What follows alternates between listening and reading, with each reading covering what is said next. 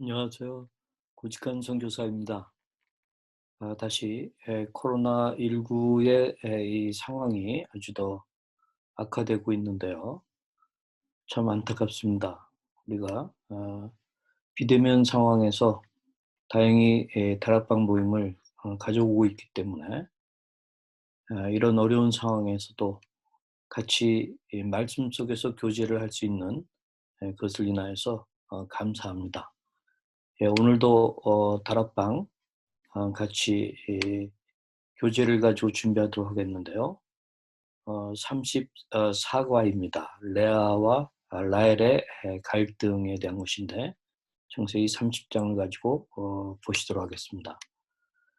네, 여기 우리 교재의 서론을 보게 되면은 야곱의 가정은 귀에 들리지 아니하는 태풍 소리가 그칠 날이 없었다. 남편을 가운데에 놓고 언니 동생이 벌이는 신경전과 갖가지 인간 수단을 보면서 우리는 무엇을 배울 수 있는가? 그리고 그러한 인간의 약점을 자신의 위대한 계획과 일치시키는 하나님의 인자하심을 어떻게 다 이해할 수 있겠는가? 네. 우리가 이 야곱의 한번 가정을 보도록 하겠습니다. 우리 그 방금 읽었던 서론에 보게 되면은 목하는 목사님께서 귀에 들리지 아니하는 태풍 소리가 그칠 날이 없었다 하는 그런 표현을 하셨는데 그렇습니다. 야곱을 중심으로 해서 자기 외삼촌의 딸, 첫째 딸 레아, 그리고 둘째 딸 라헬. 그러나 야곱은 라헬을 정말 사랑했었죠. 그렇지만 레아가 첫날 밤에 들어오게 됨으로 말미암아 이 야곱의 가정에는 여러 가지 어려운 문제들이 일어나기 시작했습니다. 그래서 라헬이 빌하라고 하는 그 여종을 통해서 또 그 자녀를 낳고자 했고 레아는 또 실바라고 하는 여종을 통해서 그와 같은 그 경쟁에서 질 수가 없었습니다. 그래서 여기 남편을 가운데 놓고 언니 동생이 벌이는 신경전과 갖가지 인간 수단이라는 표현도 서론에서 나왔는데 그런 것들을 조금 더 보도록 하겠습니다. 이것이 지금 야곱의 4명의 부인과 함께 그다음에 12 명의 그 자녀 아들들을 낳은 그런 가계도라고 볼 수가 있는데요.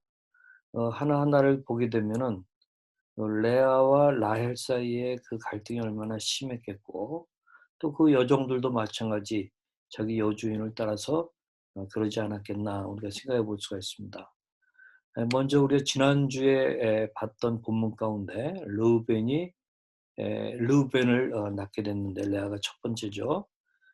"괴로움을 권고하셨다." 하는 그런 의미입니다. 그러니까 레아는 야곱과 첫날밤을 보내긴 했지만 어 거짓말한 가운데 그런 일이 일어난 것입니다. 그 때문에 야곱이 그날 그다음 날 아침에 깜짝 놀라 가지고 그 아버지 외삼촌 라반에게 막 따지지 않습니까? "어떻게 하자고 이런 일을 했느냐." 하게 돼서 일주일 후에 라헬을 갖게 되니까 루벤을 그러니까 낳을 때에 레아는 정말 이 야곱의 사랑을 못 받았어요. 그래서 그 아기를 낳았지만은 아 그 아들을 낳고 그가 고백한 것은 하나님께서 괴로움을 권고하셨다 하는 그러한 표현입니다. 그다음에 두 번째는 시므온 하나님이 들으셨다 하는 얘기겠죠. 그다음에 세 번째 아들은 레위 더불어 연합한다 하는 그런 의미입니다. 그리고 한 네 번째 아들 유다를 낳고 나서 조금 심적으로 안정이 된 것 같아요. 여호와를 찬송한다 하는 그러한 이름을 붙였습니다. 자, 이렇게 아들 넷을 낳는 동안에 라헬은 전혀 자녀가 없었죠. 그러게 되니까 어떤 얘기를 했습니까? 여기 30장 1 절부터 3 절에 이런 말씀이 나옵니다. 라헬이 자기가 야곱에게서 아들을 낳지 못함을 보고 그의 언니를 시기하여 야곱에게 이르되 내게 자식을 낳게 하라. 그렇지 아니하면 내가 죽겠노라. 오죽하면 이런 말을 하겠습니까? 내가 죽겠노라. 목숨을 걸고 남편의 사랑을 구하는 이 라헬의 이 말이 얼마나 좀 이 황당합니까? 아무리 사랑하는 야곱이 라헬을 사랑하지만 2 절에 보면 야곱이 라헬에게 성을 내어 이르되 그들을 임신하지 못하게 하시는 이는 하나님이시니 내가 하나님을 대신하겠느냐? 라헬이 이르되 내 종 빌하에게로 들어가라.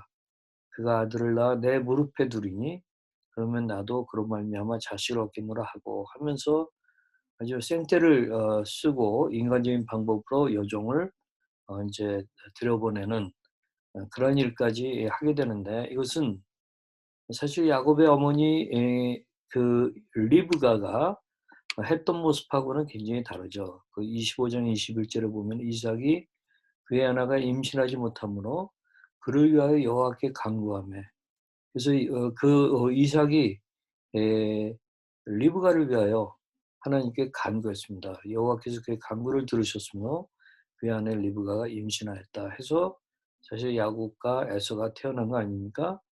그런데 라헬은 전혀 뭐 그런 것이 없었고 또 야곱도 그 기도했다고 하는 말을 볼 수는 없습니다. 그렇게 해서 이제 빌하를 통해 가지고 다섯 번째 단을 낳게 됐죠. 이 단의 뜻이 재판장. 그러면서 인제 라헬이 얼마나 이 억울했으면 '하나님이 내 억울함을 푸시려고 내 호소를 들으셨다.' 하는 그러한 의미의 재판장이라고 하는 뜻의 그 아들의 이름을 이렇게 줬습니다. 그리고 여섯 번째 인제 납달리라고 해서 겨름과 씨름. '내가 언니와 크게 경쟁하여 이겼다.'라고 이렇게 하는 그 이름을 붙였습니다. 예 이렇게 그의 그 고백과 표현을 보면은 정말 딱하기가 그지없죠.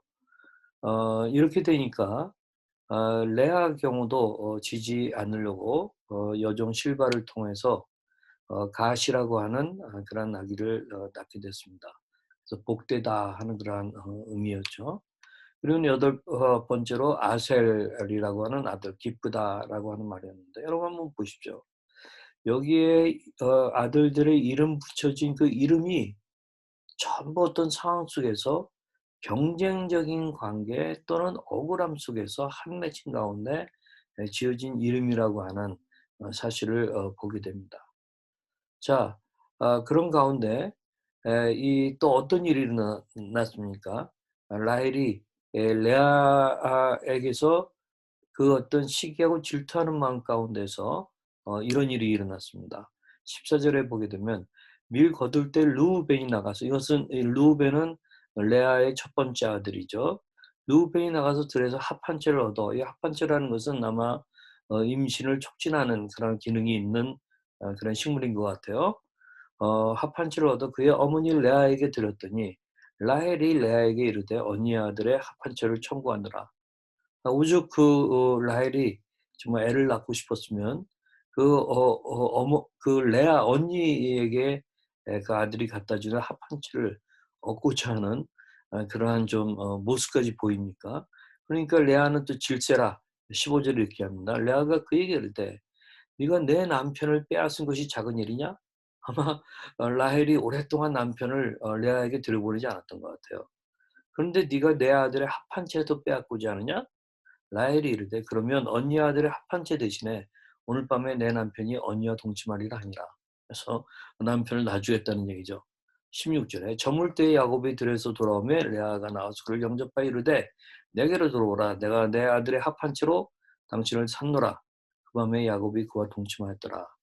저는 이 라헬과 레아 사이의 합한 채를 사고 팔고 하면서 남편의 어떤 그런 과 함께할 수 있는 권리를 얻는 이것을 보면서 마치 그 야곱이 에서에게 팥죽 한 그릇에 장자권을 빼앗고 했던 그런 모습이 생각이 나면서 참 씁쓸했습니다. 자 이렇게 해 가지고 이제 드디어 하나님이 레아에게 또 그 아들을 주셨어요. 그것이 이스하엘입니다.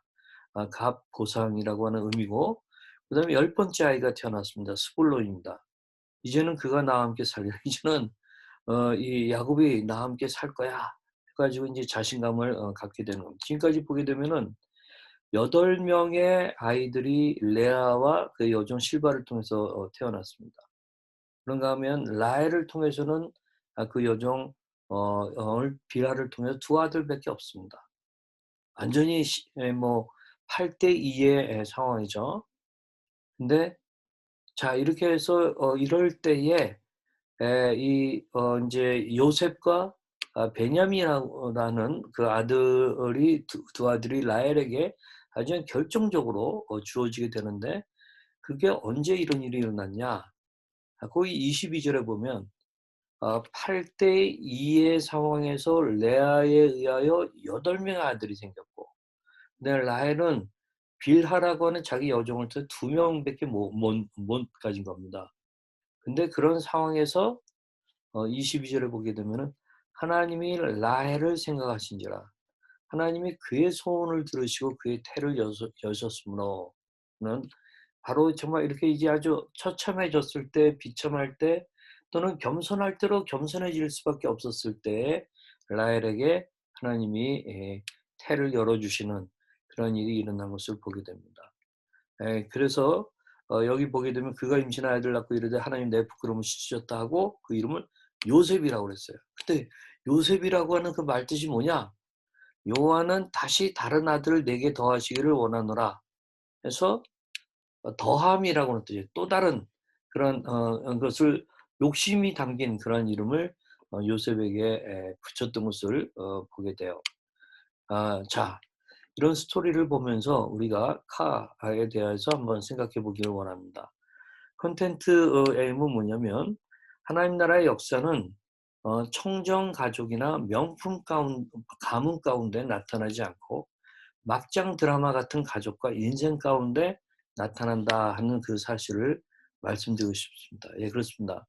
하나님의 나라의 역사가 아주 깨끗한 가족, 뭐 명품 가문 이런 데서 나타나지는 않습니다. 저는 좀 뭐 주변에 명품 가문이라고 아주 정말 부러워할 만한 그런 가문 몇 가문을 알고 있습니다. 정말 뭐 그 가문을 보면 뭐 대단한 재산가의 스펙의 사람들의 어떤 기본 존경도 받고 그렇습니다. 그러나 제가 그 집안을 가만히 들여다보게 되면 그리스도가 없습니다. 뭐 부인은 믿을지 모르지만 남편이 전혀 예수님을 안 믿습니다. 또 자녀들도 복음에 대해서 전혀 모릅니다. 그런 가운데 명품 가문이면 뭐 합니까? 그러나 막장 드라마 같지만 그런 가족이지만 또 그런 인생이지만 하나님이 찾아가 주셔서 개입하셔 가지고 그들을 통해서 하나님 나라의 역사를 이루는 것이, 우리가 성경에 보거나 교회에서를 보거나 우리 주변을 보면 심심치 않게 일어나는 것을 볼 수가 있습니다. 자, 그러면 왜 하나님은 그렇게 하실까 하는 것을 생각해 보고 싶은데요. 우선 첫 번째로는 하나님의 자녀라고 한다면 지옥 체험이 있어야 그 하나님의 자녀로서 성화가 됩니다. 거룩해집니다. 바로 이것을 저는 지난 주에 메시지를 통해서도 봤었는데요. 하나님의 성화의 도구는 우리 인간에게 꼭 필요한 결혼이라든가 부부관계라든가 자녀 양육이라든가 자녀들의 뭐 갈등과 불화를 통해서라든가 부모와 자녀 관계라든가 어떤 부부 사이의 어떤 편애, 자녀를 놓고 벌리는 그런 일이라든가 또는 별거와 이혼 등 가족의 문제로 하나님이 하나님의 자녀에게 갈등에 빠지게 하고 때로는 지옥에 들어가는 것 같은 그런 고통을 겪게 하고 하는 그런 지옥 체험이 있게 되는데, 그것은 왜 그러느냐? 일반적으로 하나님께서는 그 사람을 거룩하게 하고 이 흠이 없게 하고자 하는 하나님의 뜻이 있어서 그렇습니다. 그런 의미에서 제가 지난주에 하나님은 아주 탁월하신 연금술사이시다 하는 것을 말씀 드렸고, 욥기 23장 10절을 인용했었습니다. 그러나 내가 가는 길을 그가 아시나니 그가 나를 단련하신 후에는 내가 순금같이 되어 나오리라. 예. 이런 의미의 성화 하도록 하기 위해서는 뭐 결혼 관계, 부부 관계, 자녀들과의 얽힌 관계 이 네 명의 부인을 둔 야곱의 그런 상황 속에서 야곱에게는 지옥 같은 일이 일어났고, 또한 이 라헬과 레아라고 하는 그 첫 딸과 둘째 딸 사이에서도 그런 아주 지옥과 같은 일들이 일어나게 된 거죠. 그 자녀들 사이에서도 얼마나 많은 갈등이 일어나게 에 에 됐겠습니까? 그러니까 에베소서 1 장에 보게 되면 우리 하나님께서 우리를 택하신 이유에 대해서 얘기하십니다. 여기 보면 4 절에 "곧 창세전에 그리스도 안에서 우리를 택하사 우리로 사랑 안에서 그 앞에 거룩하고 흠이 없게 하시려고 택하셨다."고 하는 얘기를 하고 있습니다. 그렇기 때문에 우리를 그리스도 안에서 택하셨다고 한다면 하나님께서는 우리를 성화시키십니다.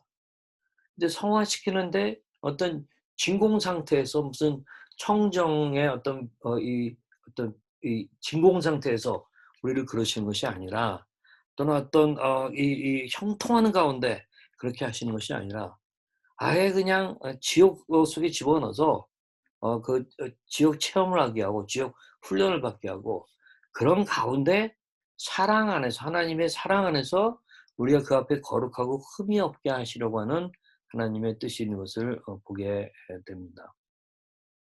두 번째로는 지옥 체험이 있어야 하나님 나라의 가치와 능력을 사모하게 된다. 저는 그렇게 생각합니다. 저는 야곱이 이 12 명의 아들들을 거의 한 10여 년, 15 년, 20 년에 걸쳐서 낳게 되면서 그 4 명의 부인들 사이에 일어나는 갈등, 그리고 그 자녀들과 얽히고 설킨 그러한 갈등, 이런 걸 가질 때마다 얼마나 피곤했겠어요. 인생이 이렇게 정말 '아 피곤하다. 힘들다.'라고 생각하지 않았겠습니까? 그러나 그럴 때 그가 들에 나가서 자신의 인생을 돌아보게 됩니다. 형 에서와 있었던 그 갈등, 또 장자권을 빼앗기 위해서 그가 행한 또 아버님의 축복권을 받기 위해서 그가 어머니와 함께 거짓말하면서 행한 그런 것 때문에 형 에서를 피해 가지고 도망쳐 온 그러한 과정들, 그러다가 그가 베델에서 하나님을 만나게 됐죠. 그 창세기 28 장에 보게 되면은 야곱이 브엘사바에서 떠나 하란으로 향하여 가더니 한 곳에 이르러는 해가 진지라 거기서 유숙하려고 그곳에 한 돌을 가져다가 베개로 삼고 거기 누워 자더니 해서, 얼마나 처량한 상황입니까? 돌베개에 잠을 자고 야숙하는 그런 상황인데, 그때에 꿈에 본즉 사닥다리가 땅에 서 있는데 그 꼭대기가 하늘에 닿았고, 또 본즉 하나님의 사자들이 그 위에서 오르락내락하는 신비로운 체험을 하게 됐는데, 우리는 이것이 바로 요한복음 1 장에서 예수님이 하신 말씀을 보게 되면은 하나님의 사자들이 인자 위에 오르락내리락 하는 것을 보리라 해서, 바로 구약의 예수 그리스도를 보았다라는 그런 얘기입니다. 야곱은 자기가 하나님을 어떻게 대할 수는 없습니다. 그러나 사닥다리 이 돌계단이 이 자기에부터 쭉 올라가 가지고 하늘로 닿게 되는 그런 일들을 경험하게 됐는데, 바로 이것은 구약에서의 나타나신 예수 그리스도라고 얘기할 수가 있습니다. 바로 그 예수 그리스도를 만난 것을 생각하면서 야곱은 얼마나 그때의 감격, 그 어떤 감동, 그 체험, 이것이 얼마나 더 사모가 됐겠습니까? 그런 가운데 하나님이 야곱에 주신 메시지가 있잖아요. 뭐냐? 또 본즉 여호와께서 그 위에 서서 이르시되 나는 여호와니 너의 조부 아브라함의 하나님이며 이삭의 하나님이라. 네가 누워 있는 땅을 내가 너와 네 자손에 주리니 내 자손이 땅에 티끌같이 되어서 내가 서쪽과 동쪽과 북쪽과 남쪽으로 퍼져갈지며 땅의 모든 족속이 네 자손이 땅에 티끌같이 되어 가지고 땅의 모든 족속이 너와 네 자손으로 말미암아 복을 얻으리라. 그다음에 예.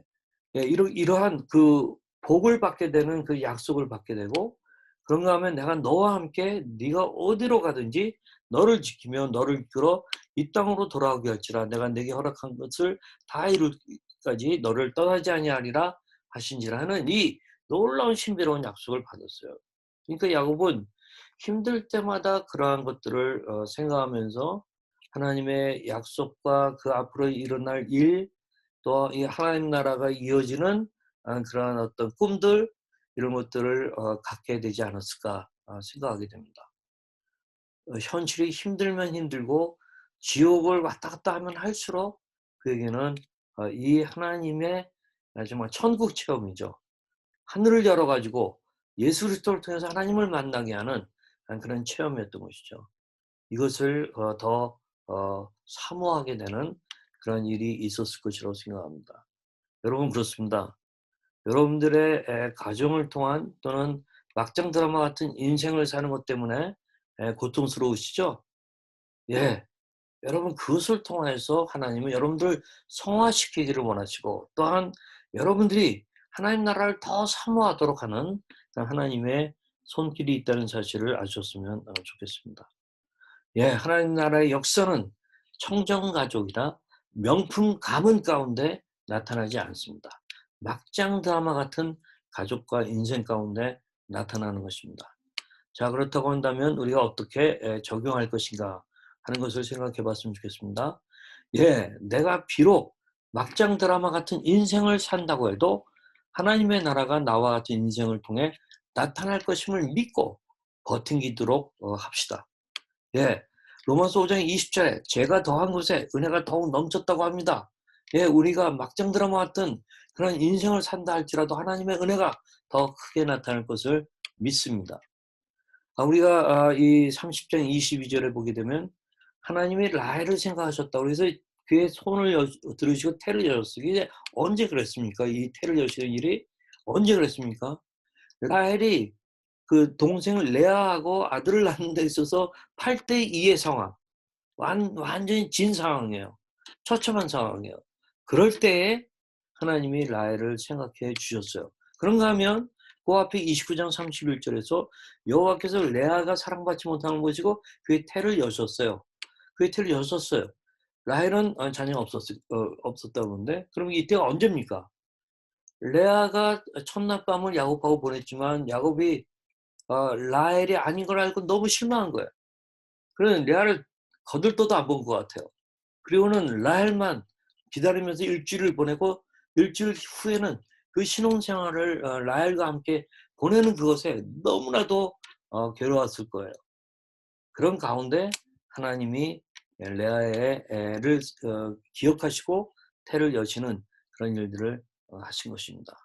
예, 우리가 낮아지고 천한 상태에 있고 연약하고 힘들 때 우리가 하나님을 바라보도록 하는 그러한 힘을 주시고 우리의 소원을 들어주시고 정말 태를 여는 그 같은 일이 일어나게 될 줄을 믿습니다. 자, 그러면 우리가 같이 적용할 것이 있습니다. 내가 비록 막장 드라마 같은 인생을 산다고 해도 하나님의 나라가 나와 같은 인생을 통해서 나타날 것임을 믿고 우리가 버티도록 합시다. 저는 어떤 한 형제가 기억이 나요. 인생에 소위 말하는 기수가 많이 간 형제입니다. 근데 그는 그의 인생에 정말 상처가 많고 흠이 많고 어 그렇지만 오히려 하나님이 그런 것을 통하여서 만나 주시는 것을 경험하면서 그가 오늘날에는 얼마나 귀하게 쓰이고 있는지 저는 잘 알고 있습니다. 여러분, 여러분들에게도 그 같은 일이 일어날 수 있다고 생각합니다. 막장 드라마 같은 인생이라고 생각하세요? 막장 드라마 같은 그러한 가정이라고 생각하세요? 또는 우리 갱신 공동체도 알고 보면은 막장 드라마적인 요소가 많이 있습니다. 실망스러운 게 너무나도 많이 있습니다. 어떻게 우리가 갱신한다고 그러면서 그럴 수 있느냐 하는 그런 일들도 일어날 수 있습니다. 그러나 그렇다고 해서 우리가 이 공동체를 떠나려고 하지 맙시다. 끝까지 버티십시다. 서로 사랑하도록 합시다. 서로 부둥켜 안고 우리가 같이 하나님의 한 가족으로 나가는 일들이 일어날 수 있기를 원합니다. 예, 감사합니다. 안녕히 계십시오.